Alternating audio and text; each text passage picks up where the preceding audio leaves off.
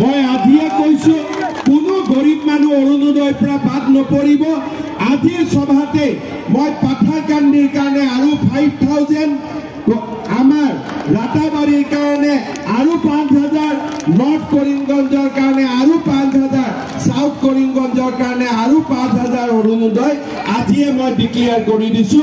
Within 2 months সকলো গৰীব দুখীয়া মানুহে অৰুণোদয় আঁচনি পাই যাব।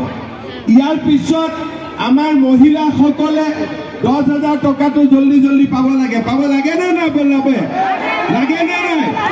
অলৰেডি 10,000 টকা বিলোৱাৰ স্কিম শুৰু হৈ গল। জুন মাহত মই 2 দিন শ্ৰীভূমি জিলাত আহিম, 1 দিন পাথাৰকান্দি আৰু কৰি আমাৰ ৰাতাবাৰীত বিলাম, 1 দিন নৰ্থ কৰিমগঞ্জ আৰু সাউথ বিলাম। জুন মাহৰ ভিতৰত সব মহিলা আমি 10,000 টকা পাই যাম। ঠিক আছে?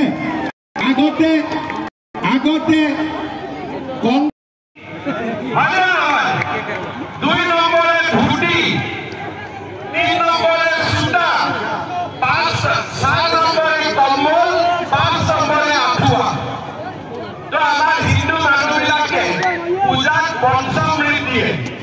পূজাৰ সময়ত পঞ্চমৃত দিয়ে আৰু কংগ্ৰেছৰ পঞ্চমৃত কি আছিলে?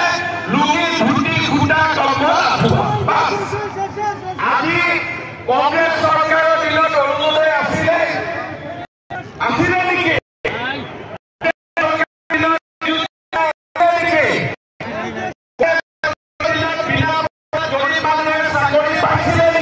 না কংগ্ৰেছৰ দিনত ৰাস্তা ঘাট ভাল হৈছিলে নেকি?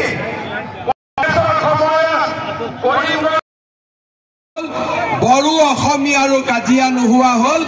এতিয়া আমাৰ অসমখন শান্তিৰ হল।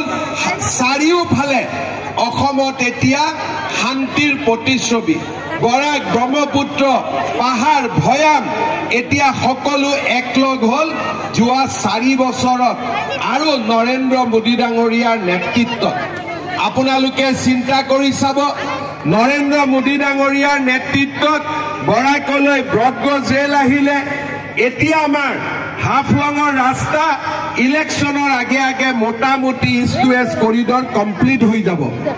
আৰু 2 মাসৰ ভিতৰত বৰাকৰ ৰাইজে আৰু এটা ভাল খবৰ শুনা পাব।